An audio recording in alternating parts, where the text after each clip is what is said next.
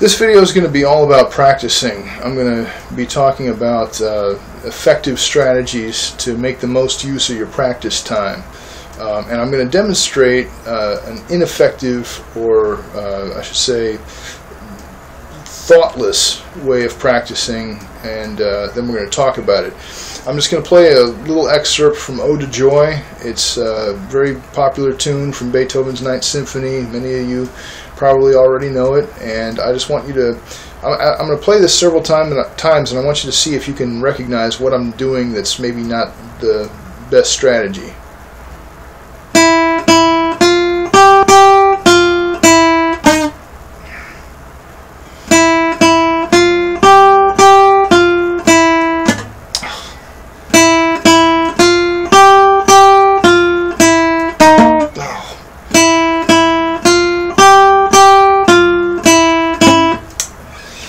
So pause the video and re-watch that little segment if you're not quite sure.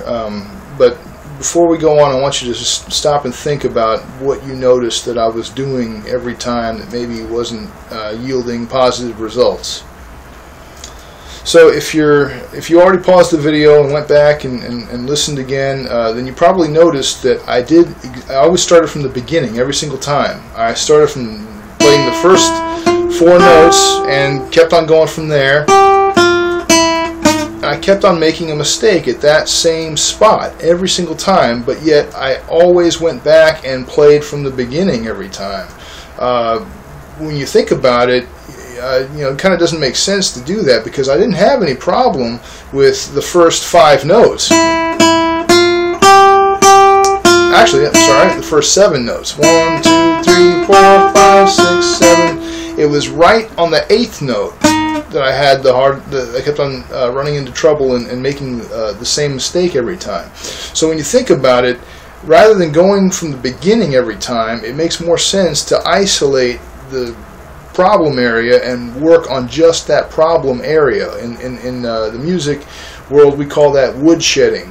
Kind of like, if you, as the name implies, if you take a piece of furniture or something, a cabinet or something you're building out of wood, you take it into the garage and you sand it down, you polish it, you tighten all the screws on it, make sure everything's as beautiful and polished as it can possibly be. That's kind of what this strategy is all about. So what I'm going to do, since the problem was really on the 8th note, what I'm going to do is I'm going to just spot check the 7th and the 8th note. This open E string, move this over here,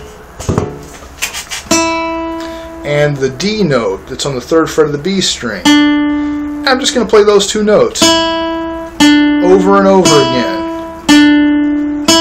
And I'm going to, and of course if I'm making a mistake right here, then just spot checking these 2 notes will do a lot of work to help with that.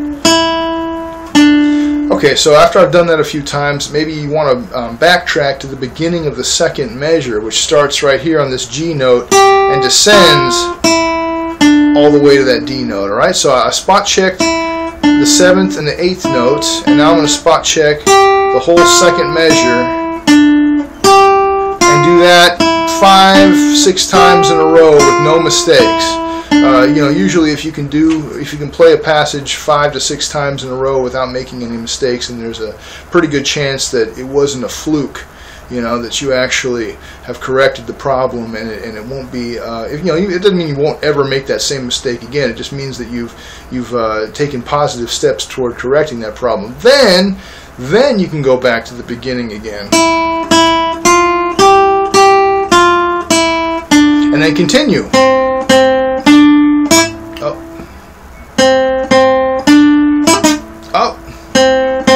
So you see where I'm going with this. Then when you find the next problem area, same thing.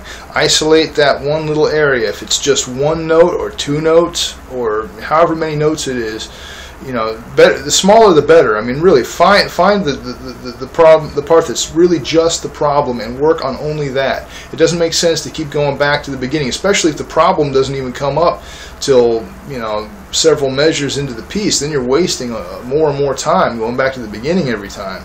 But this is something that we all do. I did it too when I started out. It's just kind of a default setting that we have, that when I make a mistake, I go back to the beginning. Well, that's it's just something to be thinking about. It's what I call thoughtless practicing. It doesn't mean stupid practicing. It just means thoughtless. You're on your default. You're just going back to the beginning without thinking about it. Am I really having problems with everything in that whole passage, or is it really just one little area that I need to spot check and woodshed?